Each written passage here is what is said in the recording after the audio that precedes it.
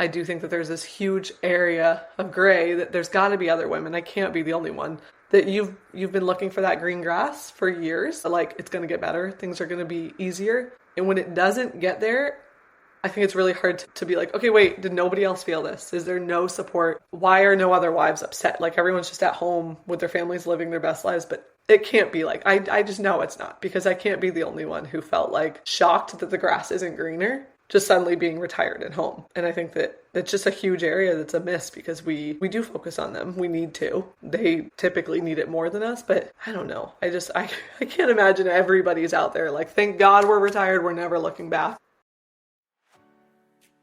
You're listening to Breaking the Ice podcast, a podcast that I created in 2020 to connect women within the hockey world.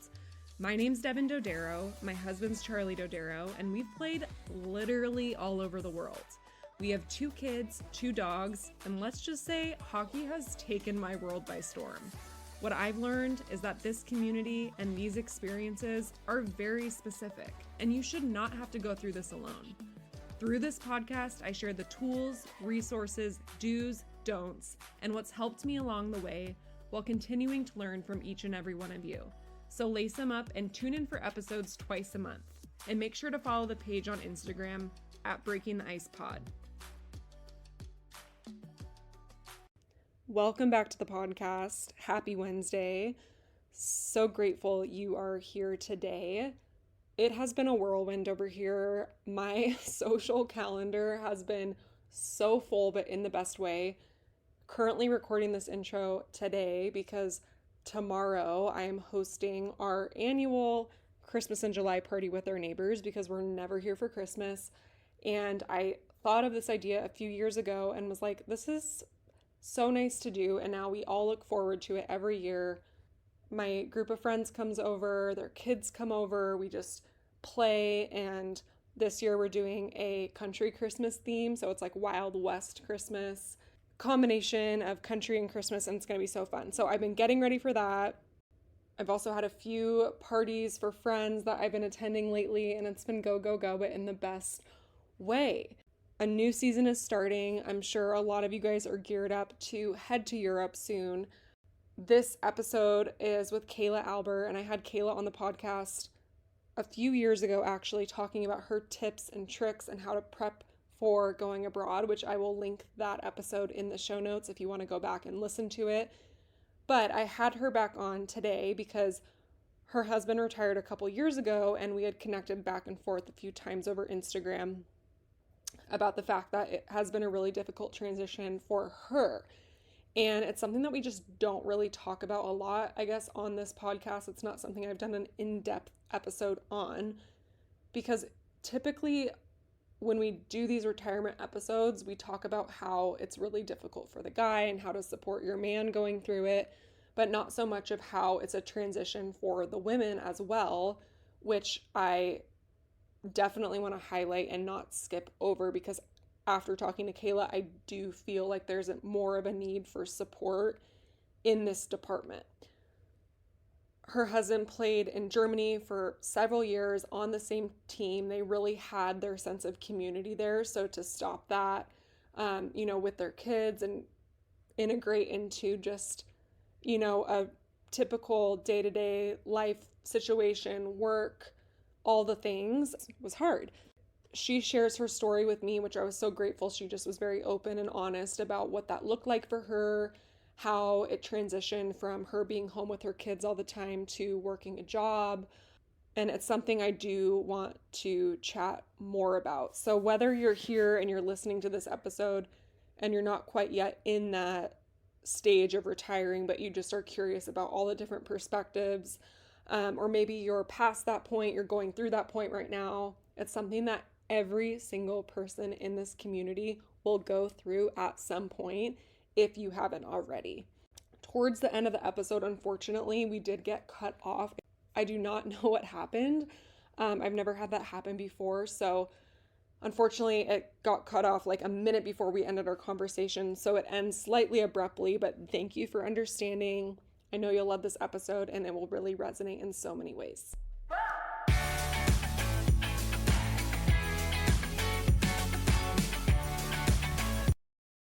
I know. Happy off season. Thank you. Feels good. Feels good. I bet. I was trying to think like when the last time we talked was, like where I was, and I was home, and I think I was pregnant with Skylar. So it was like, I guess 3 years ago. Yeah, because I think I was pregnant. Were we both pregnant? Probably. Because Mac is... No. Yeah, wait, how old is your son? Well, you know what? He might have just been born. He's 3 now. Okay, I think that's what it Yeah. was. Because 3 years, like it doesn't feel It was that so long quick. ago. Now you're potty training that baby that wasn't even here. I know. My God. Welcome back to the podcast. So excited to catch up on the last 3.5 years, really, of what's been going on with you. So before we get into retirement and the whole life after hockey and how that transition looked like for you guys, I would love for you to just kind of catch us up to where you guys are now and what's going on. Such a different life now, 3.5 years later. Yeah. So Patch retired from the Fishtown Penguins, which is in the DEL, 2 years ago, almost to the date, 2 years ago about. And we had built a home that we were ready to come back to that finished up literally the day we flew in. So it all kind of worked out. So we're living in Plymouth, Massachusetts, which is kind of right between Boston and the Cape. I'm from the Cape. He thinks he's from Boston. He's not at all. But kind of our happy medium, close to family. So yeah, we're very suburban all of a sudden. We are like full-blown PTA mom. He works in finance. We've really settled down hard. Yeah. But yeah, so that was following kind of our stint. We did, like I said, 5 years in Germany, and prior to that, 5 years in the States, which I was with him for 4 of those. So 10-year career and hung up his skates. Yeah, so this is your second season then not playing. Yes, second season, fully not under contract. Last season, I quickly had mentioned it to you. Last season, I think it was October, November, we were about 15 minutes away from signing another contract over there, which... Once I kind of maybe tell the story, you would understand more. Anybody would. But we were close, but we didn't do it. We stayed here. So yeah, 2 years. I'd say that in the last couple months, to be honest, since probably about Christmas time, I finally have felt settled. I finally felt like now we're where we're supposed to be. But it took a long time to get to these feelings. Okay, so now I feel like you can't leave us on that note. What happened? How did you almost go back, and what made you decide to stick with? So when we moved back here like end of April 2 years ago. Scotty, my oldest daughter, was starting kindergarten in the fall. So she started. It was great. We fell in love with the school district. So lucky. We really were struggling coming from Europe and what they provide the kids with school to coming here was just different. Not that one's better than the other, but for our experience, we loved school overseas. Going into the public school setting was just scary with everything we see on the news and social media. So we had spent a lot of time looking at other options, but she is just, to put it simply, she's a public school kid. She is social. She's smart. She's self-driven. I mean, we're talking about a 5-year-old, so I'm bragging about her and I probably shouldn't be, but she's just an easy kid. So we looked at Waldorf, Montessori. We looked at a private Catholic school, which she had attended in Germany, a Catholic school. None of those actually fit our family. We just were trying so hard to make it European. Quickly realized that wasn't going to happen. So we got her into public school. School was going well. We're in I always call it a cult. So if any of my neighbors listen to this, I hope they take that as a compliment. But we're kind of in like a cult of a neighborhood. It is incredible. It's a brand new development. There's like 1,000 homes. There's so many kids. We have, coffee shops and restaurants in our neighborhood. It's amazing. And then the school is a mile away. So we're in this great neighborhood surrounded by tons of people, but Patch and I both decided we were retired. Now, why I took it upon myself to retire at 32, I'm not sure. So we bought a house or built a house, and then we went about... Wait, what do you mean? I quit my job.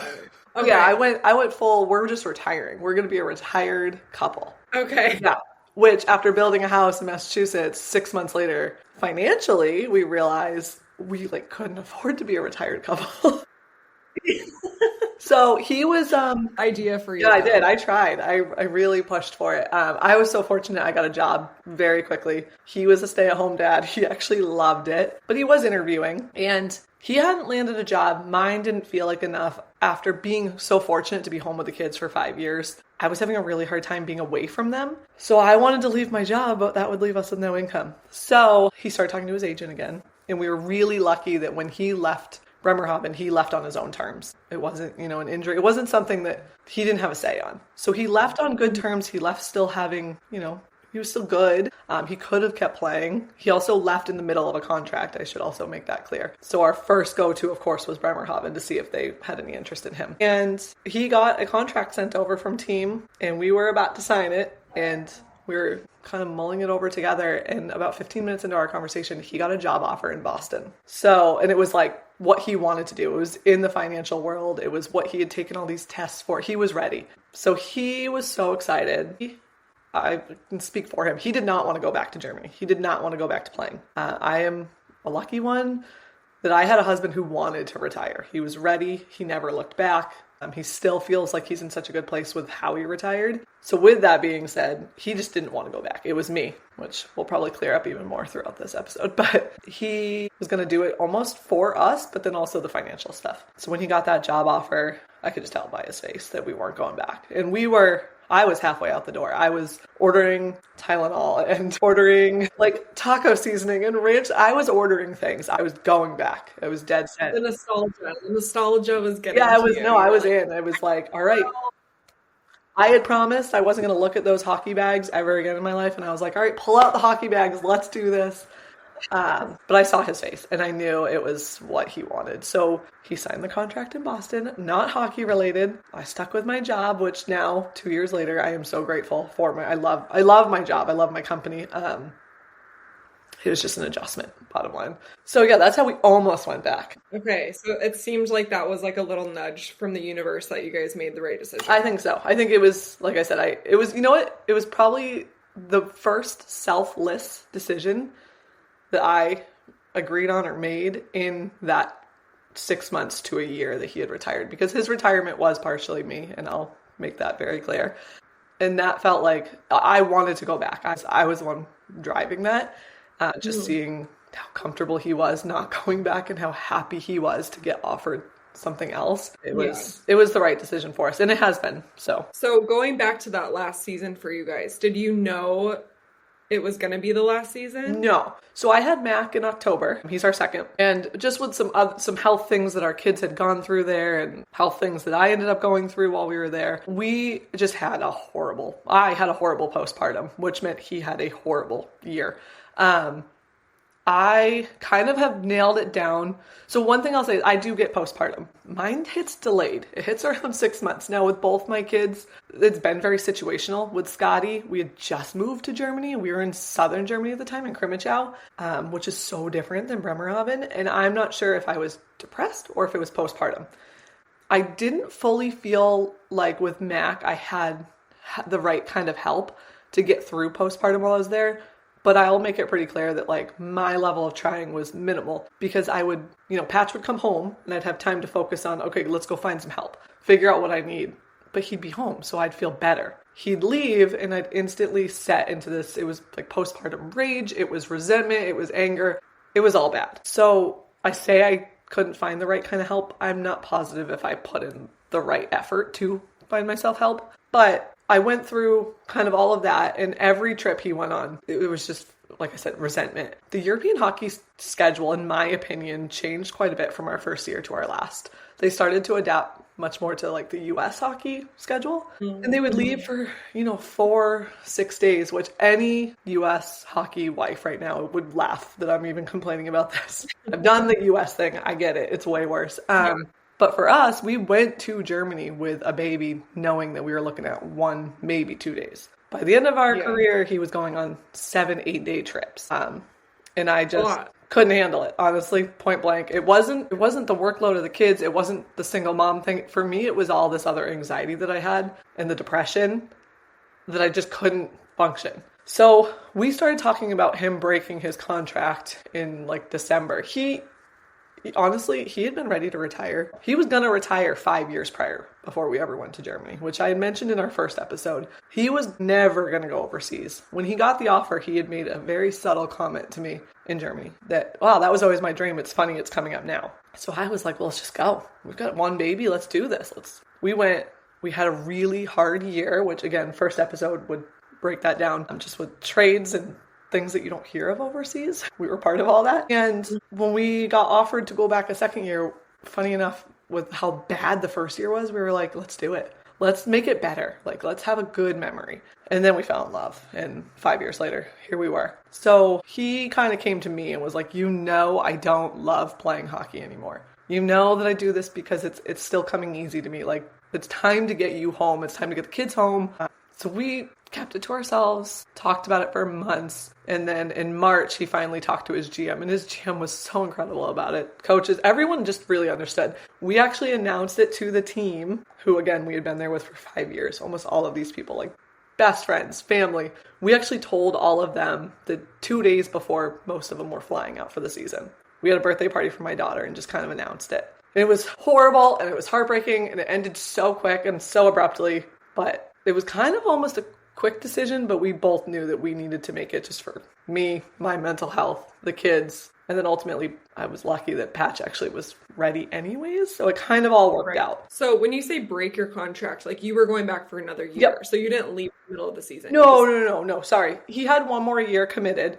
So yeah, we just weren't going back for our final year. Okay. Well, I appreciate you sharing about the mental health aspect of it, especially postpartum. And I think it's so easy to like shove that under the rug. Like, oh, but it's hard. Like postpartum's hard as it is. And then throw in like living in a different country, even though that did feel like home to you to a certain extent. Like obviously you were there for so long, but like not having that support that you need. And also when you guys are kind of like, we could go either way, it sounds like you got really clear about like what you wanted. And I think that is important in a relationship to be able to communicate that and, you know, stick up for what's best for you as well. Yeah, no, absolutely. I'm lucky. I mean, I know how good I have it that I have a husband who is very hyper aware of those things. And he definitely came to me with the idea, which felt better because of course, none of us want to tell our husbands to leave. It's literally their life. I mean, you said it. You don't want them to resent you. Right. And I think that's something that like, I mean, I've even said, I'm like, I'm done, you know, but at the same time, I'm like, I don't want you to stop because of me, right. You know, like I want you to feel fulfilled with your career, but also know that like we are getting towards that point. That's exactly it.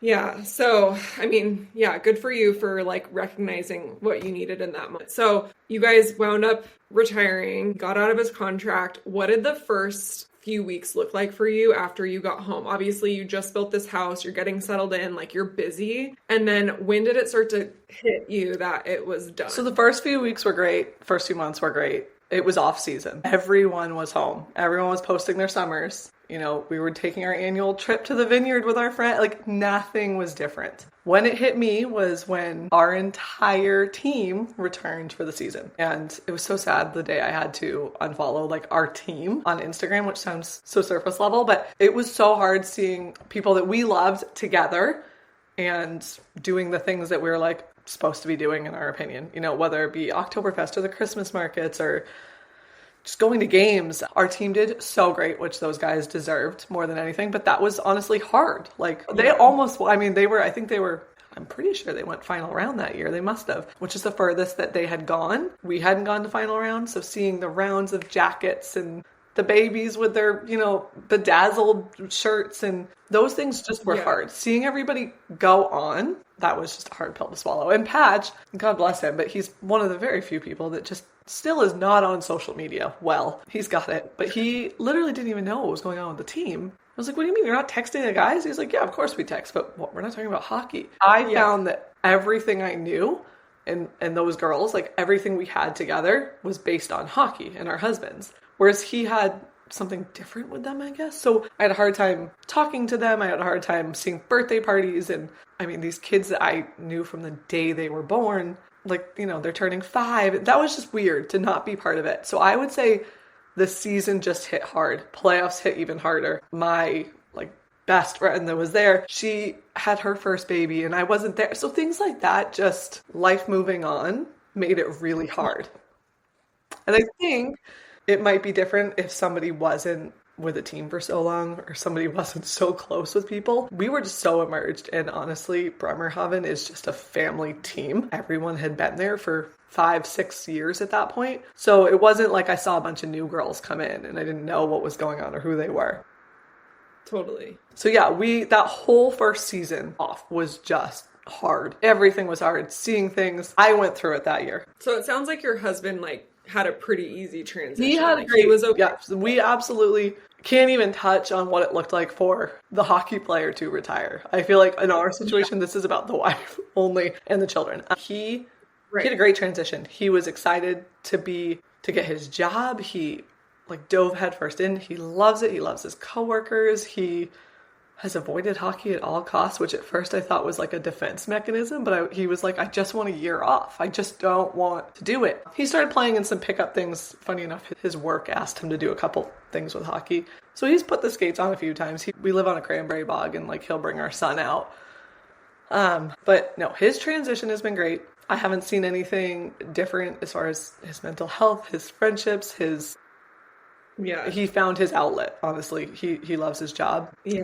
He found his Oh, that's locker great. room. I'll put it that way. That's the best way to sum it up. He found his locker room through work, and I took a really long time to find my locker room.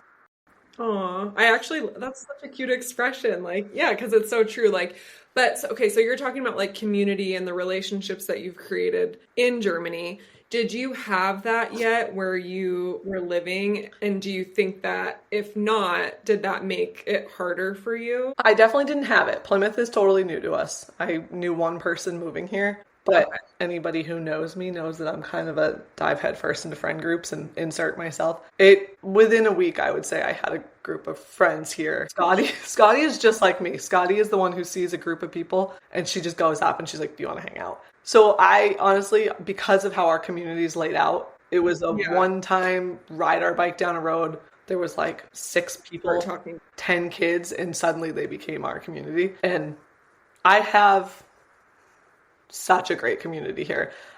I'm so lucky to say that. We have great friends in our neighborhood. We have such a good support system when it comes to, if you are late to the bus stop, which I said I would never be, but of course I was. I have people that'll take her off the bus. I have the moms texting for wine night because the husbands are all going to sit by a fire. I have what I had in Germany as far as the friends go. What Yeah. was interesting to me is that everybody who knew Patch and I together knew about hockey. All of our mutual friends were, whether they were his friends from college, their wives became my friends, or it was all about hockey still. Our life together was hockey. And moving here, truly still do not grasp what Patch's previous life was, and therefore what mine was. So I feel like we came here, like, honestly, out Fresh of, start. like, we both have almost an identity crisis where they don't understand that he was truly a professional hockey player. And I lived overseas and we still catch ourselves being like, oh yeah, in Germany, blah, blah, blah. And they're like, why did you live there? And we're like, okay, nobody knows us.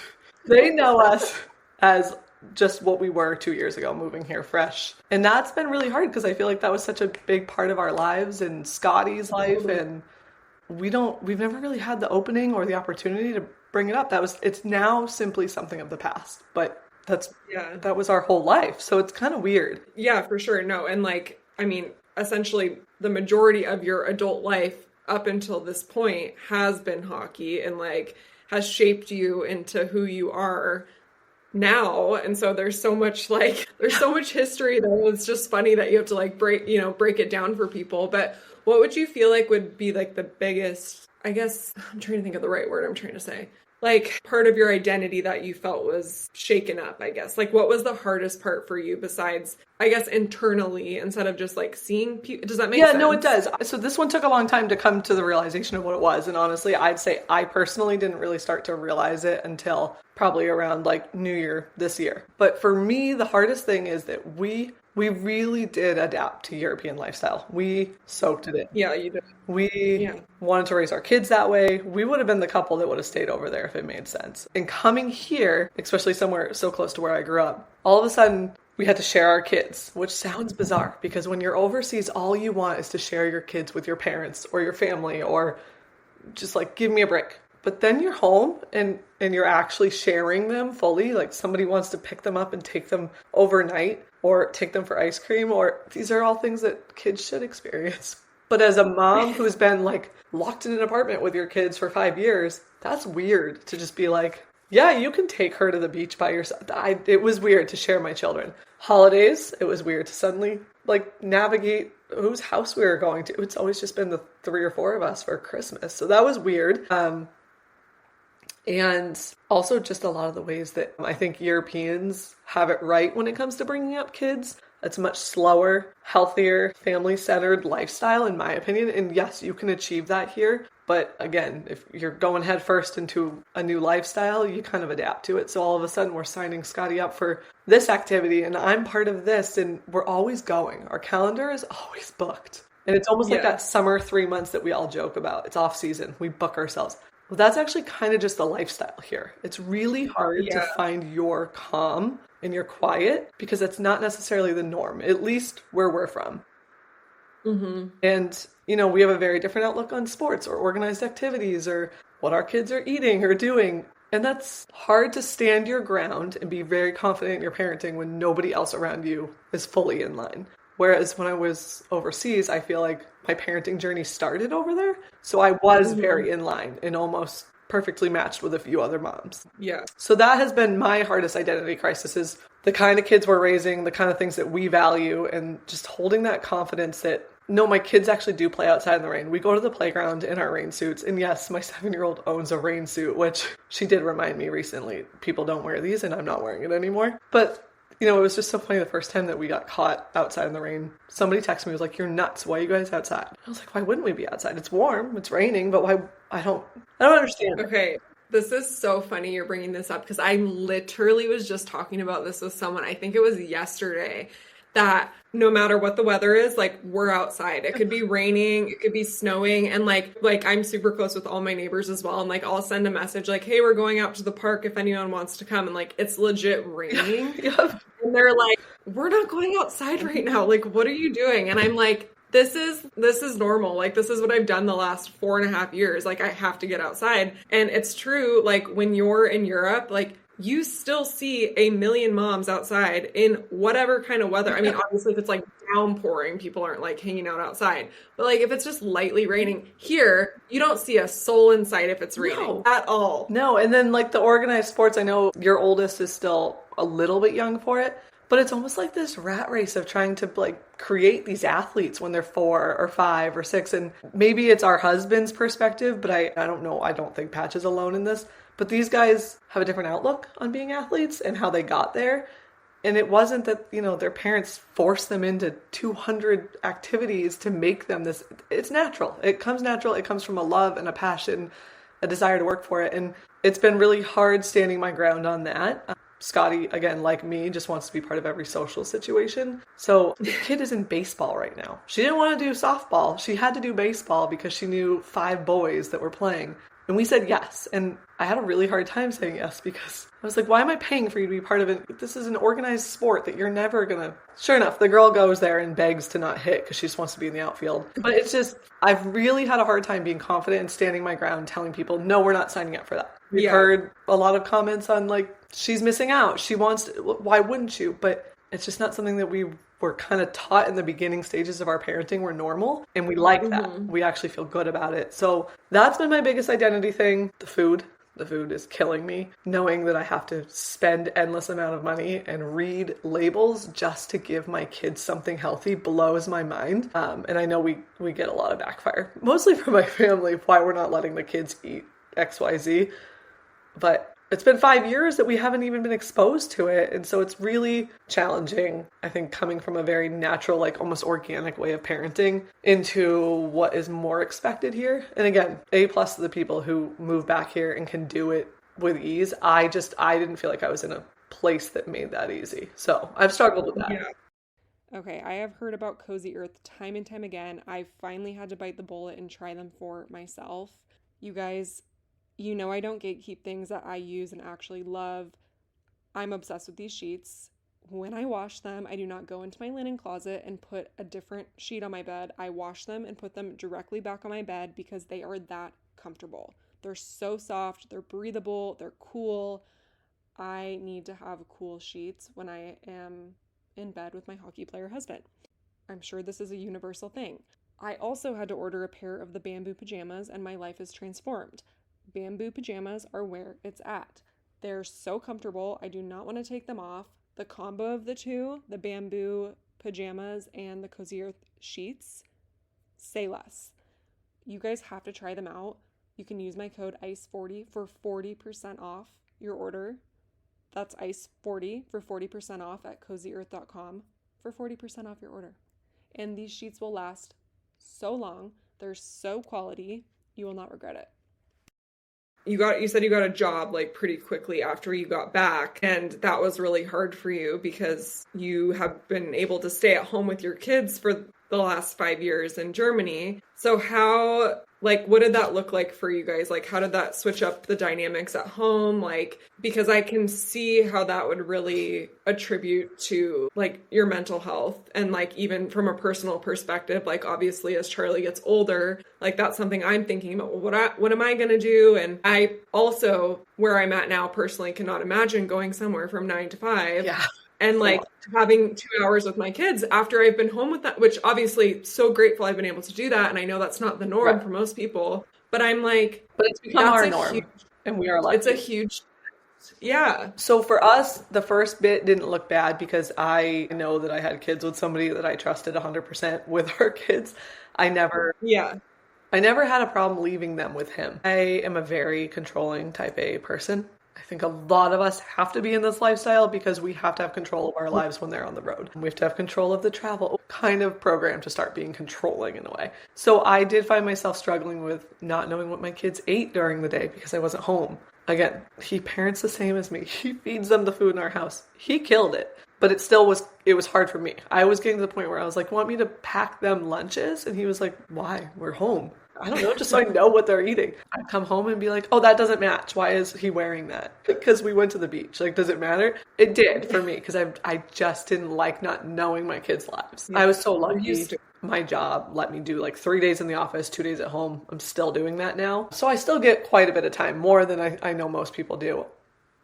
I've struggled with wanting to have an identity, wanting to have a career. We always said, when you're done, it's my turn. Now that we are 2 years out, I will say anybody else who is preaching that, saying it, it's okay if that's not what ends up being your end game. He let me do that, and I hate to say let me, that's not right. He helped me, he encouraged me, he assisted in me doing that, and it only took a little bit of time for me to be like, okay, grass isn't greener. Do I want to be home all day, every day with my kids? No, there's got to be a healthy medium. That transition was just hard because I'm too controlling, and it is challenging not knowing what your kids are doing every day. And then when he got his job, we started to call in for help. And that got really hard for me because they're their grandparents that we're so fortunate to have family around. Grandparents were helping, but my mom and I are so close. I don't want to tell my mom, you can't do this, or I need you to do. I tried to fully let go of control with grandparents. What happened was we realized that, at least in our situation, we wanted the grandparents to be grandparents. We wanted them to be fun. Take them to the zoo, take them to get ice cream, let them eat Chick-fil-A. You do you with them, but you can't do that twice a week. So we pulled back. We were lucky that Patch's job also was allowing him to have flexibility. He's home 2 days a week. I'm home 2 days a week. We have Mac in a school program now that felt really good for us. Scotty's in school. So we found a good balance where we don't feel like we're leaving the kids. We're still very much so involved. The days where I do work and I'm not home until 6, I hate it. I wish I didn't have to do it, but we live in a world where honestly one income in our state with our house is just not doable. So for right now, this is just kind of what we're doing, and we'll see. Actually, which I haven't actually announced it, but I'm fine to announce it. I'm just about halfway with my 3rd pregnancy. So life could get really crazy coming up. We're not sure what's next, but congratulations. Thank you. I'm surprised you didn't reveal that on the Sunday check-in. Yeah, right? Actually, I haven't done one. Maybe that's why. I know. No, I could have. No, you know what? The 3rd one, I hate the 3rd, but I feel so like, I forget. What, do you know what you're having? A boy. Yeah. Oh, man. Yeah, we're doing it. We're doing 2 boys in a row, but I actually just told family like 2 weeks. I'm so bad about stuff like this. But that's another thing. That's another adjustment being home. You suddenly can't just hide everything. You got to be honest with your family about everything. Yeah. So. I was laughing. I was chatting with one of my friends and I'm like, I feel like the new pregnancy announcement is like saying nothing at all. And like the baby's born and that's your pregnancy announcement. Like, welcome to the world, little one. And like, everyone's like, what? Like, we just haven't taken a good picture, so I can't post it. But Scotty knows. Yeah, and since Scotty knows, I mean, God forbid that kid had any access to social media. The world does know. The day that we told Scotty I had to tell her Everybody because found I couldn't hide. I was showing. I got 9 emails or texts from teachers at her school congratulating me. She didn't even have most of these teachers yet. She's in first grade. So she is letting everybody know. So Yeah, she's loud and proud. I love it. yeah, so Oh we're my not sure gosh. what it'll look like going forward as far as the job balance, this and that. Yeah. This will be the first time not possibly being home for the first 3 years of my child's life. And that's daunting, but we're trying to not think about that because I'll spiral. Totally. You have to just take it as it comes and you guys will figure it out. And obviously, like, these transitions, I feel like require a lot of communication. And it's like there's a lot of things that like ebb and flow. Like, you guys retired, you're both working, you have kids together, you're having a house you're trying to maintain. Like, that flow, that doesn't just happen. Like, you have to talk, you have to have those hard conversations. There's disagreements, there's how are we spending our time. Like, you literally have to break it down to like the day. Like, what do you have to do? What I told Charlie, I'm like, we have to do like, what's priority, what's doesn't have to get done but you'd like to get done, and then what's like can be done What's tomorrow. on my month-long like, list. Exactly. And I think that when you do, like I said, when you transition into that next chapter, even if it was smoother for your husband than it was for you, like, he's probably adapting to a different role as well as you're transitioning into work ultimately. So like, you probably had to kind of, I mean, I don't know, I'm just assuming, but like, if you're home with your kids all the time, you're going to have to break down like, okay, this is how our day looks. Yep. This is it's interesting. I think part of his transition, and I hope that a lot of people end up getting to experience this, part of his transition being so good, he was so proud, I guess is probably the right word, of himself for the dad he started to get to become. And specifically with our son, so our daughter, they're always listening, and they definitely pick up on all your feelings. That I had in that we went through, I know Scotty took some of that, and we're working on that still every day. But Patch missed a lot for her just because he had to, whether it be sicknesses or birthdays or just little things. They miss a lot. Because we moved home when Mac was 6 months old, he got to be so involved and do the nighttime thing. And Mac's attachment to Patch, I feel like, has actually helped his retirement. Because he's like, this is so cool to see what being so present and when they come home from their road trips, when they come home from, their days could end at 12:30 every day. It's not like we're living this really hard life where he was always gone. They were around a lot, but there was still, you come home from a 3-4 day road trip and it's more like, okay, I'm leaving the house now. Here's the routine, do it. And it's almost like 2 days later he's leaving again, or it's a game day, it's a Friday, so now we're doing nap and consistency. He never got the time he does now to commit to the kids. I think that's really helped his retirement, is seeing the dad that he's probably has always wanted to be, and we all knew he could be, but now he gets to do it. So that's been really cool to see, and we see such a difference in our 2 kids. And whether it's personalities or if it is situational, like I suspect, I don't know. I love seeing it. So he's so excited about this third because he's never been there for the newborn thing fully, and keep reminding him it's not that exciting all 24 hours a day, but he thinks it's going to be. Or maybe it will be. We're going to let him think it. But oh my gosh. So what part of hockey do you miss the most that surprised you, that you thought maybe you wouldn't having care a about? Friday night or a Sunday day plan every single week is invaluable. You always have somewhere to dress up and go, something fun to do, something to be part of. It makes you feel so special to be in our situation as wives and seeing our husbands out there doing what they love, then seeing our kids on the ice after, and this community that other people are looking in at, admiring. We were part of it. So I really miss that feeling. Obviously, I feel like we almost lived in like a dorm. I feel like it was college again. It was 5 years in an apartment complex where everyone lived. As an adult, we'll never have that again. When people talk about COVID and their experience, I always try and keep my opinion to myself because we loved it. We had the best COVID years because we were literally in a dorm locked in with our bubble, which was our team and wives and kids. And it was like the best 2 years of our lives, honestly, just being so trapped with these people. But it was wonderful. So I think, I miss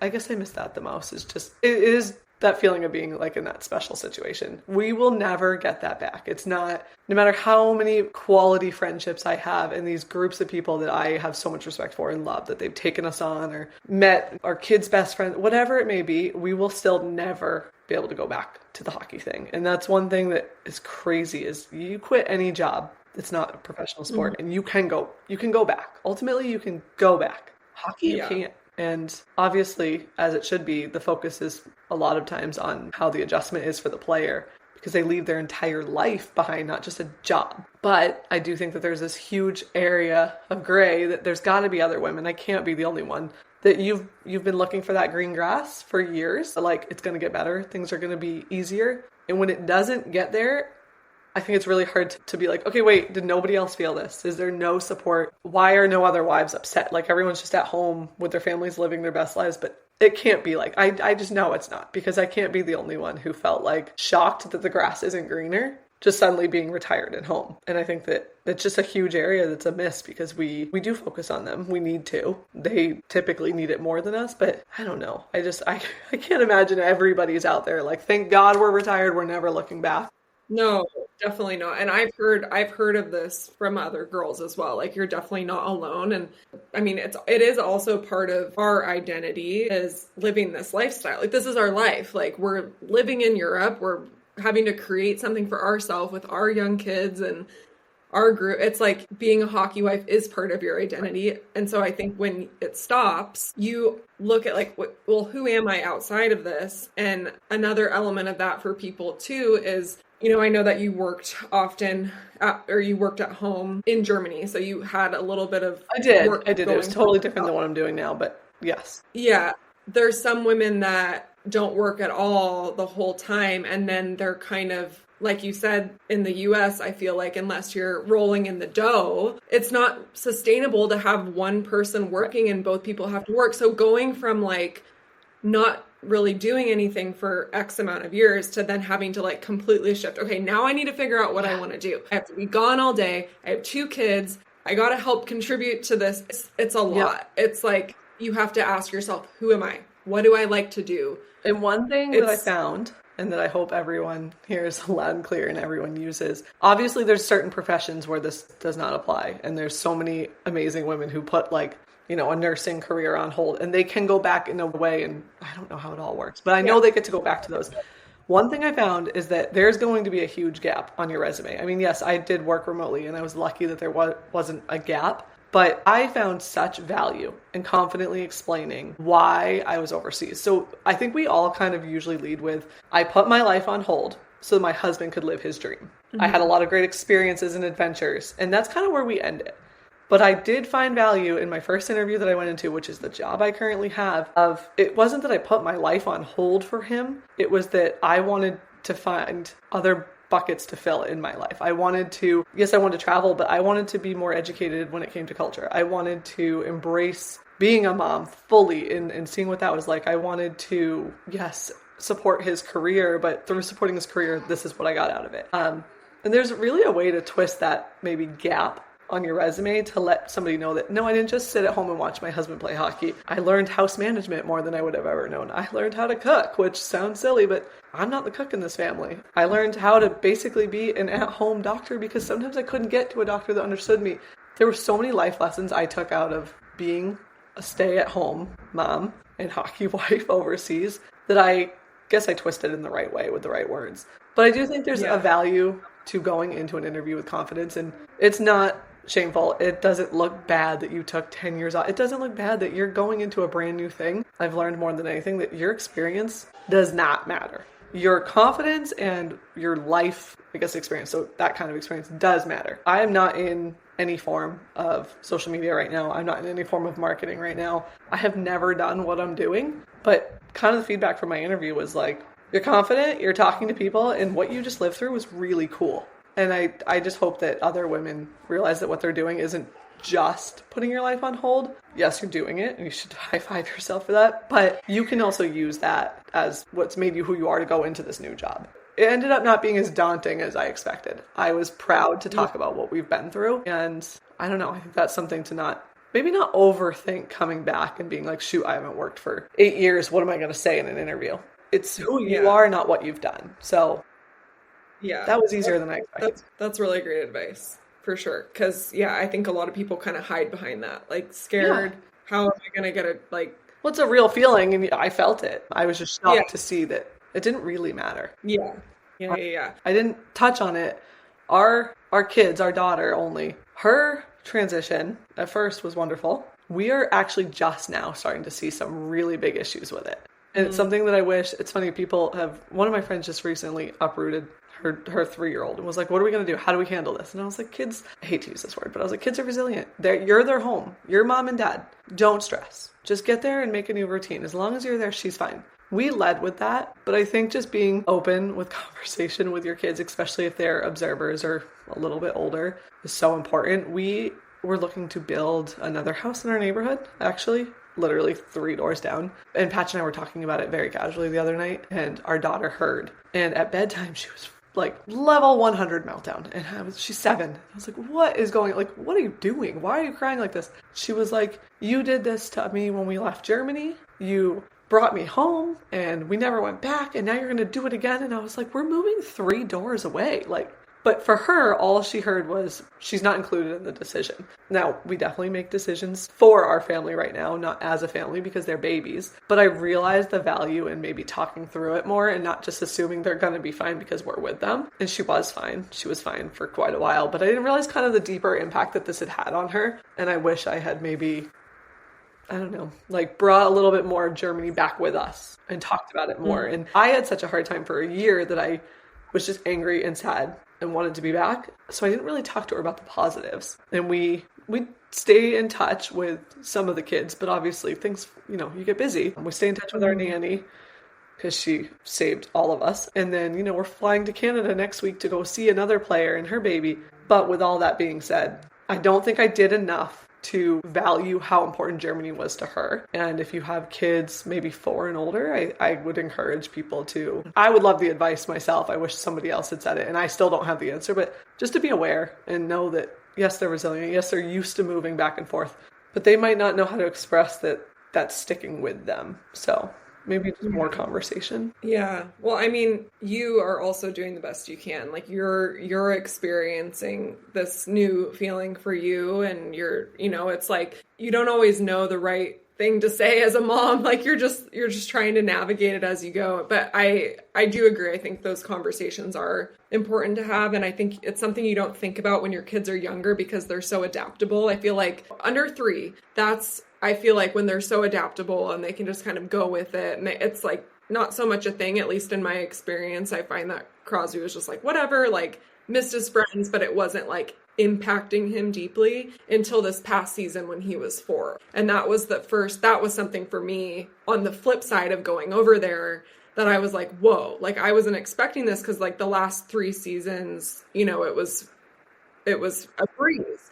And so we had to like reroute and do a lot of like calling back from home, putting pictures up, talking about the house, talking about how we're going back to the house, like trying to do things like that. And I think, yeah, it all just goes back to like having those conversations and communicating because kind of uprooting whichever direction you're going is a lot on a kid as they get older and have those relationships established and everything. So I mean, even people that will listen to this episode, you might be that person for them. Like they might be like, I haven't talked to anyone that feels this way. And I'm so happy you shared this because this is how I'm feeling. Like, I think it sounds like maybe there's not enough support for that transition for the women.